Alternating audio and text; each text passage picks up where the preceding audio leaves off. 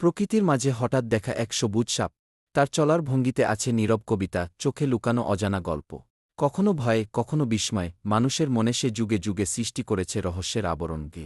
ভারসাম্য হারিয়ে গাছ থেকে নিচে পড়েছে। মাটিতে পড়ে মানুষের উপর আক্রমণ করা তো দূরের কথা, সে এখন নিজেই ভয়ে পালানোর চেষ্টা করছে।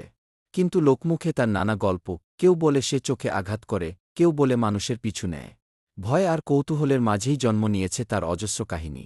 বিজ্ঞান কিন্তু অন্য কথা বলে। লাউডগা বা সবুজ লতা সাপ সাধারণত শান্ত স্বভাবের এবং মানুষের কাছ থেকে দূরে থাকতে চায়।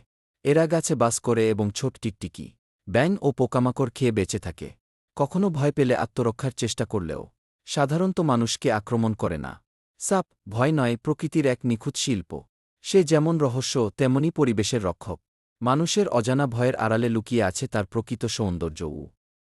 ভয় নয়, সচেতনতা আর প্রকৃতির প্রতি সম্মানই আমাদের সঠিক পথ দেখায়।